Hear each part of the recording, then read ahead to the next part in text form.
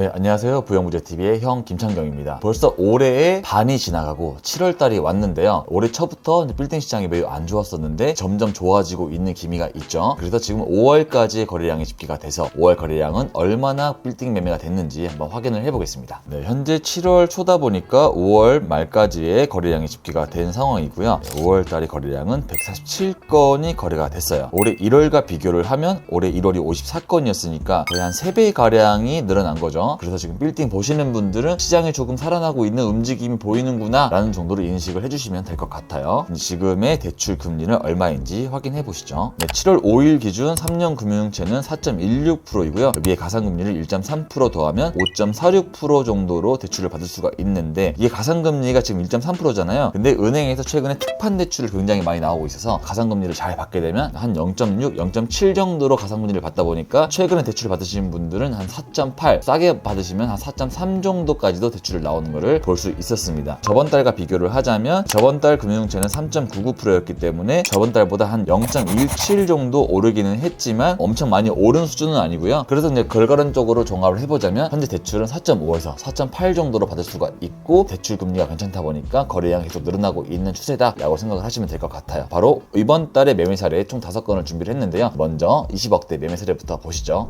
네, 첫 번째 건물입니다. 첫 번째 건물은 23억 9,500만 원에 거래가 된 건물이고요. 위치를 먼저 보시면 위치는 총신대 입구역, 이수역이라고 하죠. 이수역 14번 출구에서 조금 올라가면 이 대로변 이면도로에 있는 이 코너 건물인데요.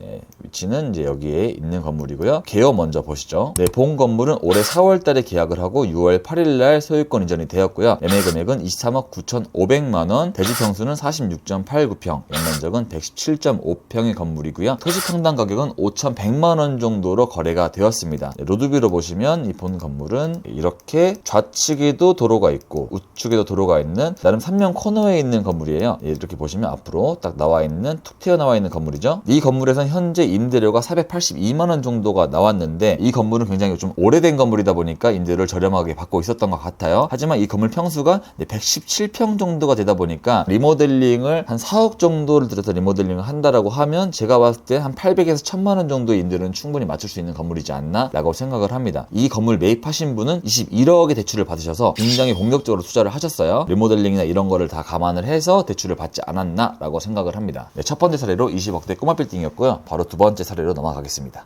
네, 두 번째 매매 사례입니다. 두 번째 매매 사례는 85억에 거래가 된 사례이고요. 위치를 보자면 언주역 인근에 있고 언주역 대로변 바로 이면도로에 있는 건물이고요. 개요 먼저 보시죠. 본 건물은 올해 4월 달에 계약을 했고 6월 29일 날 소유권 이전을 하였습니다. 매매 금액은 85억이고요. 토지 평당가는 약 1억 2,300만 원 정도의 거래가 됐고, 대지 면적은 64평, 연면적은 149평의 건물입니다. 임대료가 2,500만 원 정도가 나오고 있고 보증금은 3억이 있는데 수익률로만 따진다고 하면 약 3.6% 정도가 나오고 있어서 강남에 있는 건물치고 굉장히 좀 높게 나오고 있는 수익률이죠. 이 건물은 용감한 형제 엔터테인먼트 사옥이 직접 쓰고 있다가 69억 8천만 원에 2년 전에 매각을 했었죠. 그러다가 다시 재임대를 맞춘 다음 85억으로 다시 매각을 한 케이스입니다. 그런데 85억 치고 건물 사이즈가 149평이라서 사이즈가 많이 안 나오는 편이긴 한데 그래도 나름대로 임대는 잘 맞춰서 수익률이 높게 나오고 있어요. 이 건물의 사진을 보시면 여기 3층 위에 약간 좀 계단식으로 꺾여 있죠. 이게 2014년도에 지은 건물인데 2014년도까지는 도로 사선 제한이라는 게 있었어요. 도로 폭의 1.5배 이상 높이로 지으면 안 되는 그런 제한이 있었는데, 앞에 도로가 4m 도로다 보니까 6m 이상의 건물 높이를 지으면 안 되는 거죠. 그래서 이 도로가 앞에 있고 이 도로를 기준으로 여기가 6m를 넘으면 안 돼요. 그래서 6m까지 짓고 점점 계단식으로 올라가서 지어야 되는 그런 제한이 있었기 때문에 본 건물이 이렇게 생겼다라고 보시면 될 것 같아요. 네, 하지만 이 도로 사선 제한은 2015년도에 없어졌기 때문에 그 전에 지은 건물 같은 경우는 손해를 많이 본 케이스가 많이 있죠. 강남 쪽으로 봤을 때. 이 건물은 64.9평이고 3종 일반 주거지역인데 2014년도에 지었기 때문에 용적률을 160%밖에 못 지었던 그런 단점이 있습니다. 하지만 이제 100억대 미만의 건물이 강남 쪽에 많이 없다 보니까 평당가가 1억 2,300이면 엄청 저렴한 편은 아니기는 한데 80억대의 수익이 나오는 건물이라는 점에서 매매가 되지 않았나 라고 생각을 하고 있습니다. 그래서 원주역의 85억짜리 건물인 두 번째 매매 사례였고요. 바로 세 번째 사례로 넘어가시죠. 네, 세 번째 사례도 개인적으로 굉장히 좀 A급이었던 그런 건물이었는데 나오자마자 얼마 안 돼서 많은 분들이 검토를 했었고 빨리 매각이 됐었던 건물입니다. 위치를 먼저 보시면 교대역에서 거의 한 1분 거리, 한 30초 정도 거리에 있는 초역세권의 코너 건물입니다. 개요 한번 보시죠. 본 건물은 180억에 거래가 되었고요. 올해 4월 달에 계약을 하고 6월 15일 날 소유권 이전을 한 건물입니다. 대지 면적은 124평, 연면적은 415평의 건물이고요. 보증금이 4억 6천, 임대료가 2,200 정도밖에 안 나와서 건물 평수나 이제 위치에 비해서 임대료가 굉장히 적게 나오는 건물이었다라고 보시면 될 것 같아요. 하지만 이제 평당가가 1억 4,400 정도의 평당가인 건데 아까 언주역 건물도 그렇고 최근 역삼동이나 논현동으로 거래가 되고 있는 게 1억 5천 정도는 기본으로 거래가 되고 있잖아요. 그런 거랑 비교를 했을 때 강남보다 좀 안 좋은 서초구긴 하지만 교대역 초역세권에 위치한 이 코너 건물이면 1억 4천이라는 금액은 굉장히 전 합리적이었다라고 생각을 하고 있어요. 거리뷰로 한번 보시면 이쪽이 대로변이고요. 대로변에서 들어와서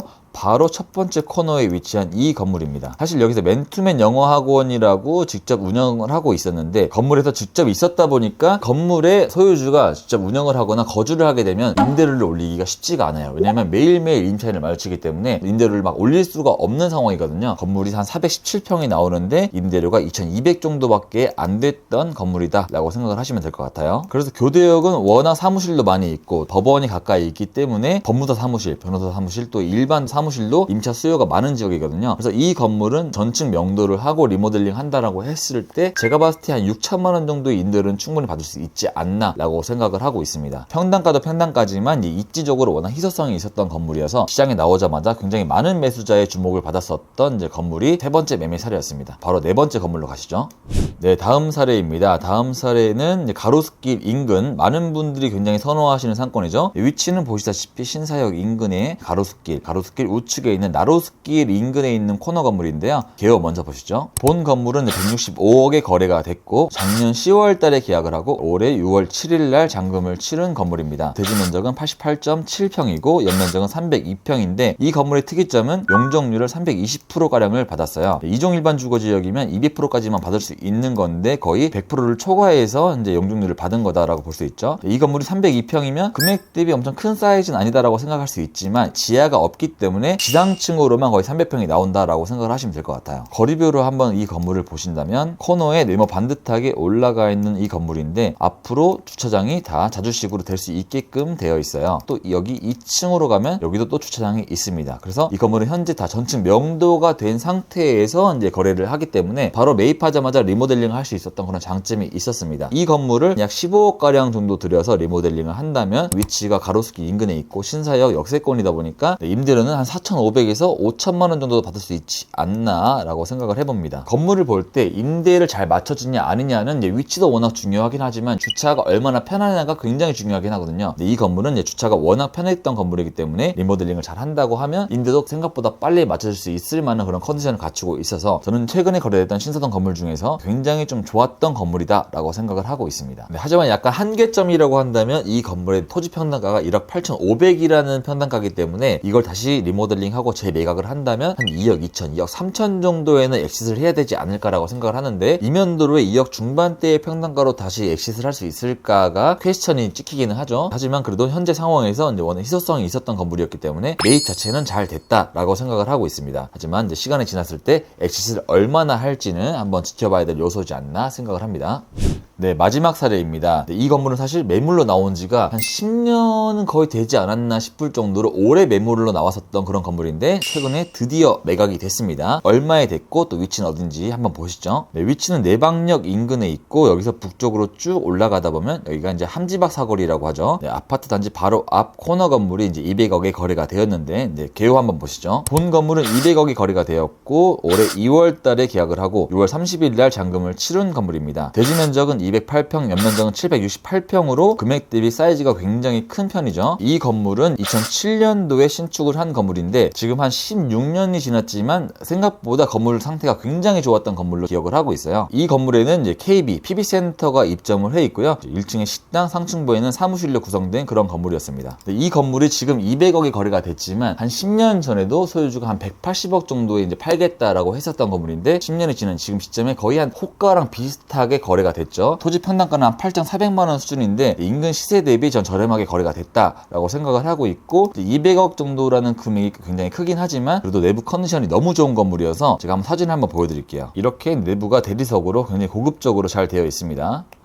2007년도 건물이라고 하기 어려울 정도로 내부가 그냥 고급적으로 잘 되어 있는 그런 건물이다 라고 생각을 하시면 되고요. 아까도 말씀드렸다시피 200억 대비 한 768평의 건물이 나오고 있기 때문에 굉장히 큰 사이즈였는데요. 사실 이 건물의 가장 큰 장점은 입지였지 않나 라고 생각을 하고 있어요. 여기가 이제 설해마을 카페거리고 여기를 이제 설해마을 고급주택가 프랑스 마을이라고도 하고 있고요. 거의 뭐 한 50억 또 100억짜리 그런 주택도 있는 그런 지역입니다. 그래서 여기는 좀 약간 유동인구는 작긴 하지만 이 라인에서 왔다 갔다 하고 있는 돈이 굉장히 많이 있는 지역이기 때문에 약간 좀 고급적인 상권을 원하시는 분들이 매입을 하기에는 좋았던 건물이지 않나 라고 생각을 합니다. 네, 그리고 현재 이 건물에서 보증금은 한 32억이 있고 임대료는 3,900 정도가 나오고 있는데 한 768평의 건물치고 3,900이면 임대료가 높은 편은 아니에요. 하지만 제 임대 세팅을 다시 한다라고 했을 때 6천만 원도 충분히 받을 수 있는 위치와 건물 컨디션이지 않나 라고 생각을 합니다. 그래서 마찬가지로 현재 강남 역삼동 쪽으로도 거의 1억 5천 정도의 거래가 되고 있는데 나름대로 설해마을 인근에 위치하고 함지박 사거리에 있는 서초구의 이 건물이 저는 이제 합리적으로 잘 매입을 한 케이스다라고 생각을 하고 있습니다.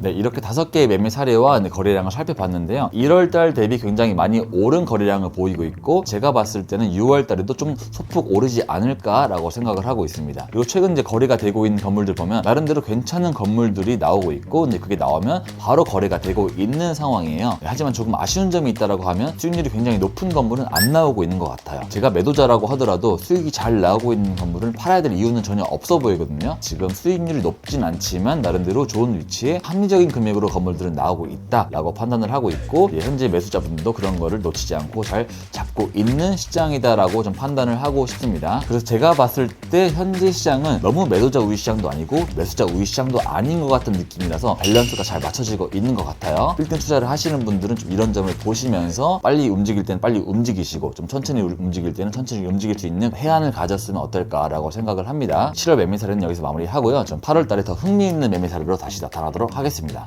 그럼 안녕.